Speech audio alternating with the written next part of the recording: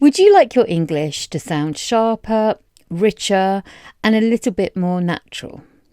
Well, here's the thing. If you're always using the intensifier very, then sometimes your English might sound a little bit flat. But the good news is there are loads of really brilliant alternative intensifiers that you can use. And in today's video, we're going to have a look at them. Then we're going to go a step further. And instead of just adding an intensifier, we're going to look at some completely different adjectives that you can use instead. So if you want to expand your vocabulary, you're in the right place. As usual, there'll be a free PDF to download on my website where I'll go through all the vocabulary and language that we look at today. Oh, and if we haven't met before, I'm Jo and I work with adults who speak English as a second-plus language. Should we get started? So let's start with intensifiers. Intensifiers are little words like very that make an adjective stronger. They intensify the adjective.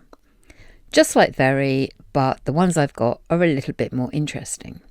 Now, I've got nothing against the word very. It can be very useful. However, given that there are all these alternatives, it's worth trying them out, seeing which ones you like, and experimenting with them in your speech, because it can make your spoken English sound a little bit more interesting. It can change the flow and the rhythm of your speech. So the first one we're going to look at is one that I use quite a lot. Really. She's really nice. That film was really funny. You can use really in almost any situation. Notice as well, when you use these intensifiers, you can intensify them furthermore by the way that you say them. I'm really tired. The more that you stretch it out, the more tired you are. When my kids were little, they would say, "Oh, Mum, I'm really, really, really hungry." Obviously, they were exaggerating, but it's a fun way to emphasise what you're saying. Number two, another one that I use quite a lot is extremely. And maybe this is a little bit stronger than really. She is extremely talented. I was extremely disappointed when Milo did a wee in the living room. By the way, Milo's my dog, not my husband. It's extremely dangerous to put metal in the microwave. I'm extremely nervous about this exam. Number three is so. This is quite casual and friendly. I'm so tired. Again, if you're really tired, you could say, "I'm so tired." That's so kind of you, instead of that's very kind of you. Next up is ever so, and this one is particularly British. And it sounds slightly old-fashioned, maybe a little bit posh as well. She was ever so polite. That's ever so sweet of you. There's something quite charming about ever so. Try it out and see if it suits your kind of English. Next one, super. And this is less British and more American. But you'll hear it in the UK too, especially amongst younger people. That exam was super easy. He's super friendly. Number 6 is absolutely. And if you've been watching my videos for a while, I think I use this one quite a lot. I think I use it absolutely loads. I'm absolutely delighted. That's absolutely ridiculous. This one packs a bit of a punch and it's quite a nice word to say as well. Absolutely. Next, another one, bit like absolutely, but maybe a little bit more modern, totally. That's totally unfair. I totally forgot about the meeting. I'm totally wiped out. Number 8, again, I use this one quite a lot, is completely. And this is good for when you mean 100%. The room was completely quiet. I'm completely sure. Now, number 9 is very British and it's slang and it's properly. That was properly funny. It was a properly hard exam. Or some people say proper. That was proper funny. Or that was a proper hard exam. I tend to use properly rather than proper. It depends where you live in the country. You'll hear both. Finally, the last one, again, quite British and a little bit formal sounding and a little bit dramatic sounding, but I like this one. Utterly. The idea was utterly ridiculous. She was utterly exhausted after that marathon. She was utterly devastated when her partner died. So there we have it, 10 alternatives to very. Now, like I said, let's go a step further and have a look at some of these adjectives. We're going to look at some better words for very something. So let's have a look at the expression very good. It's fine, but it's not very interesting. Instead of very good, you could say excellent or brilliant. That was a very good presentation. That was an excellent presentation. That was a brilliant presentation. She is a brilliant teacher. She's an excellent teacher. Brits love saying brilliant, even for small things. Someone might bring you a cup of tea and you say, oh, brilliant. Or earlier on, a friend said to me, should we meet up at 5 o'clock this evening? And I said, yep, that's brilliant. It's an interesting alternative to very good. Right, now let's look at very bad.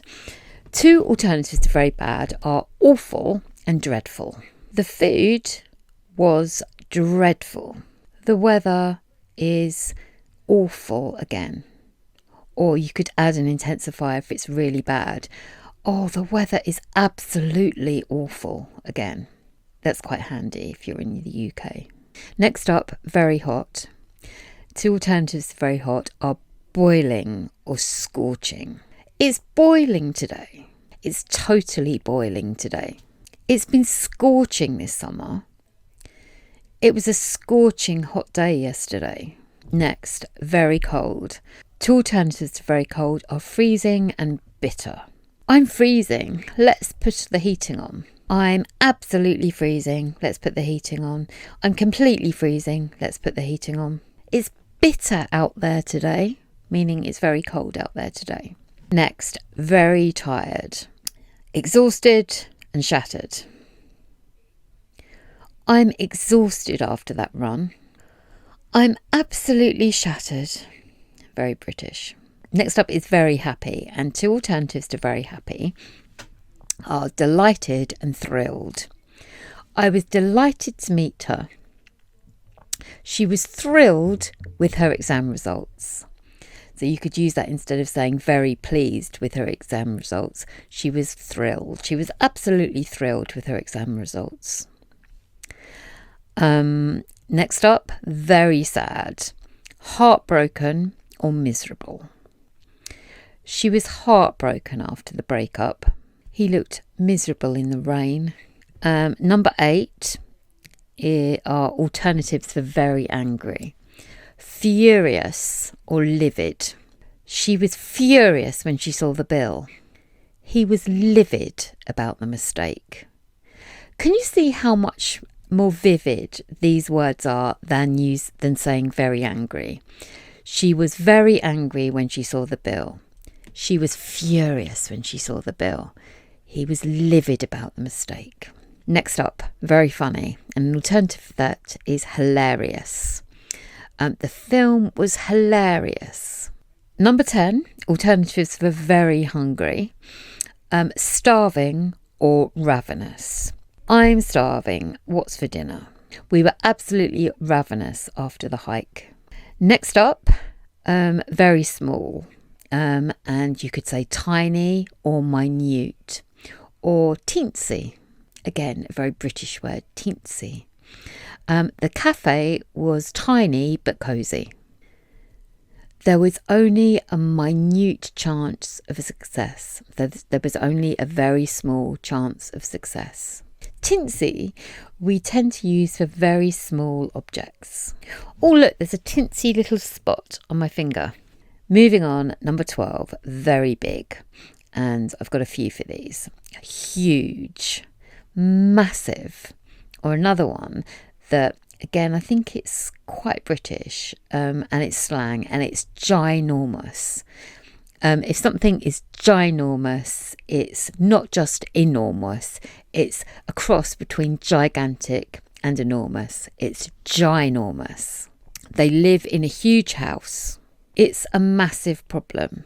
I've got a ginormous spot on my face. One that sometimes my daughter says is, "Mum, there is a ginormous spider over there." Obviously, she's exaggerating rather a lot. It's usually quite a tinsy little spider. But for her, all spiders are ginormous. Okay, another one. Very clean, spotless or immaculate. The flat was spotless after she cleaned. She always looked absolutely immaculate. Number 14 is very dirty, filthy. The kids came home filthy after football. Number 15, very noisy, deafening. The music was absolutely deafening. The opposite of very noisy, very quiet, silent or hushed. The room fell silent as she walked in. They spoke in hushed tones. Number 17, very smart, very clever, is brilliant or ingenious. That was an ingenious solution.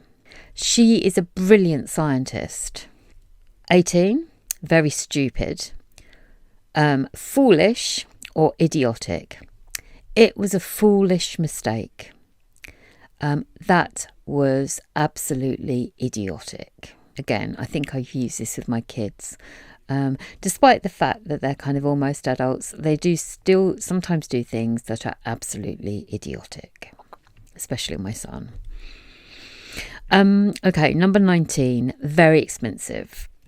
So some alternatives to very expensive: pricey, or if it's really, really expensive, extortionate. London rent is extortionate, costs a fortune. Or the meal was pricey. An alternative way of saying the meal was very expensive. So we'll finish up with number 20, very cheap. And a couple of alternatives to very cheap are reasonable and inexpensive. That meal was reasonable. The price of the house is actually quite reasonable. It's fairly inexpensive to travel on the bus in England. So there you have it. Now, instead of using very all the time, you can choose from this list of alternative intensifiers, words like really or absolutely. And you've also got lots of new, stronger adjectives that you can use instead of very good, very tired, very bad, very cheap, etc. In the comments, try writing a sentence using either one of these intensifiers or one of these adjectives. I'll reply to as many comments as I can. If you enjoyed this video, then I suggest you check out my Speak Like a Brit playlist, where I go through lots of very British English expressions. I'll also put a link in the description. And if you'd like to practice some of this language in real life, then do get in touch. You can book a one-to-one conversation class with me on my website. Again, I'll put all the details below. Thank you for watching. I really appreciate it. I absolutely appreciate it. I totally appreciate it. I completely appreciate it. And I'll see you in the next video. Bye.